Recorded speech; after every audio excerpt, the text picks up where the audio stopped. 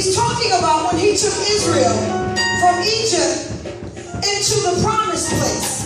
But how many know before you leave your bondage and you walk into the promise, you are in a place where I don't know. In that place, the Bible calls it the wilderness. And there's a purpose for the wilderness. God is so gracious and mighty. He is so wise and all-knowing.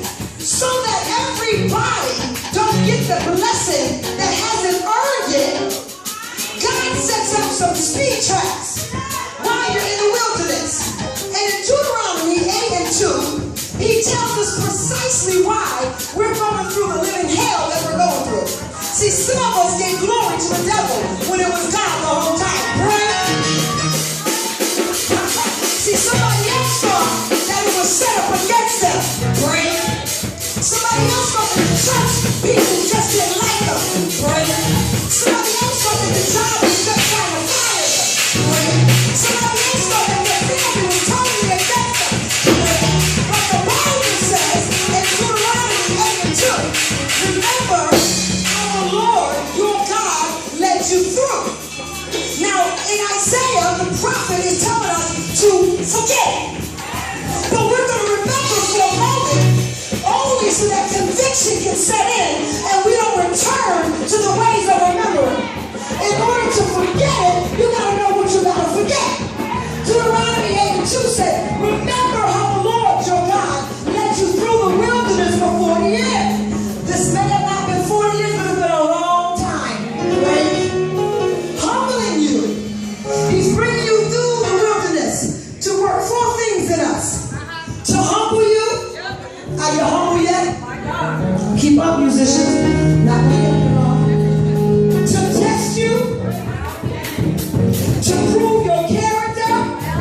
And to find out whether or not you would really obey his command. Somebody say break. So now I'm going to ask you. If you've been humble, shout break. If the test that came to prove your character, you passed it, yell break.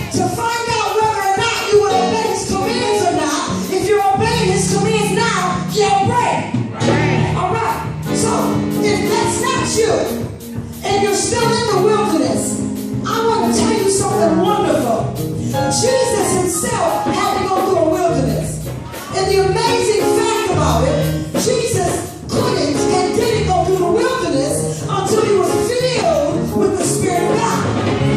As he was filled with the Spirit of God, a spirit sent by God led him into his wilderness, where he was only in there for 40 days. The same Spirit that led Jesus led Israel. The same Spirit that led Jesus, that led Israel, is leading us. The reason why you're going through what you're going through is not so we can be in church with a sad face.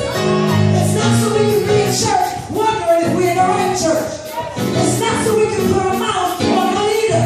It's not so that we can question vision. The reason for the wilderness in your individual life and as a church, because the Lord needs to humble you. Come on. He needs to what? You need to pass the character test. Somebody say break. When the last time you disrespected somebody? When the last time you came out of character and decided to say, they know how I am? Somebody say wilderness. It's almost like the Monopoly game. When you land on that test that you failed, you gotta go back. And you don't get to collect $200. You gotta go back. You don't even get to go to jail. You just gotta go back. The blessed thing about it is, if you were in the wilderness, it's because you were chosen by God to go through the wilderness. The only time God takes his time to look at you for a wilderness test is because a promotion is about to happen to your church and to your individual life. Now let me just do a check before we go back to our break.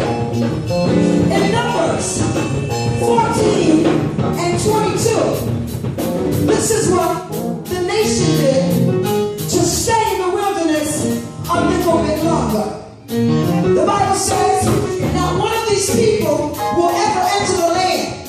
They have seen my glorious presence and the miraculous signs I performed both in Egypt and in the wilderness. But again and again, they tested me by refusing to listen.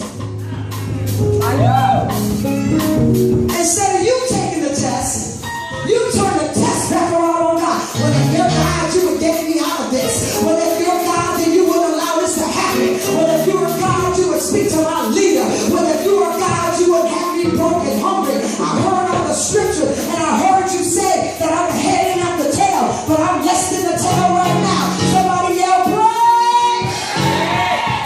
Exodus 5 and 21. Come on, we almost done. Don't give me my 5 minutes. Come on, we did deliverance in here. I'm glad I didn't go to hairdresser today. Exodus 5 and 21. The foreman said to them, who the foreman in his house? May the Lord judge you for getting us into the terrible situation with Pharaoh and his officials. You have given them an excuse to kill us. Sounds to me like they failed the humility test. Somebody yell break. Exodus 14 and 11. Then they turned against Moses, their leader, and complained. Why did you bring us out here to die in the wilderness? Weren't there enough graves for us in Egypt? Why did you make us leave? Didn't we tell you to leave us alone? Some of y'all told the Lord that. I ain't asked to be saved. I ain't asked to be a part of no church, no choir, no praise team, no hospitality ministry. Couldn't you just left me in the streets? Didn't we tell you to leave us alone? Didn't I tell the leader to leave me alone? Our Egyptian slavery was far better than dying out here in the wilderness. Somebody yell break. But Moses told the people, don't be afraid. Just stand where you are and watch the Lord rescue you. The Egyptians that you see today, you will never see again. The Lord himself will fight for you. You won't have to lift a finger in your defense. Somebody yell break.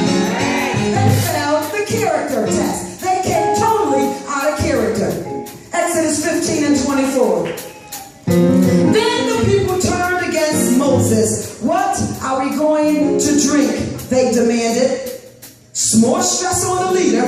So Moses cried out to the Lord for help, and the Lord showed him a branch. Moses took the branch, threw it in the water. This made the water good to drink. Somebody say, break! They didn't follow the command that the Lord God had given them. Our last one, Exodus 17:3. But tormented by thirst, these ungrateful people. Sorry, inside voice. That's how I feel some days walking up in there. Mother, these are grateful people. Got 22 engagements this weekend. And they call me with headaches and heartaches and worries and fears. And go sit down somewhere. I used to lay hands on people when we started out this ministry. And I used to tell them, turn the lights out and go to sleep. Don't want to see you for a little while. Break. But tormented by thirst, they continue to complain. Where the complainers at in church? Point at them. Embarrass them tonight. Who are the complainers in the church? But tormented by thirst, they continue to complain. Why, Moses, did you ever take us out of Egypt? Why did you bring us here? We, our children, and our livestock will all die. Then Moses, stressed out again, pleaded with the Lord. What should I do with these people? They are about to stone me. Somebody say break. Instead of going through their test and being proven by God that they were ready to be a blessing and a blessed people, they went through murmuring, complaining, whining, gossiping, pride. They was full of everything. They had false gods and idols, and they started to think they were better than others, and they didn't know the whole time God had a plan. Yes. God knew from the beginning that the older Israel wasn't going to make it out the wilderness. Because see, he had to kill off some things. Same thing is happening with us. God is killing off some of the old traditions, some of the old religious stuff, some of the old we need to do it this way stuff, some of the old it used to work this way stuff, or I like when so-and-so was over this stuff. That stuff got to go. God's going to keep us in the wilderness until the church looks, acts, talks, and moves in the power that he designed for the church to have. So when I ask you, through your wilderness, have you been humble? Have your character been proven? Is he able to tell by looking at you right now that you're able to obey all his commands? God doesn't want to destroy you. He don't want to break you. God's whole desire is to bless you. But you got to allow yourself to break. Somebody say break. My wilderness isn't to destroy me. It's to make me a better leader, a better woman, a better husband, a better man, a better minister, a better giver, a healer, a way maker, a promise keeper. God is not intended to destroy you. He wants to bring you out like pure gold. Now I dare you to stand up. I dare you to get right.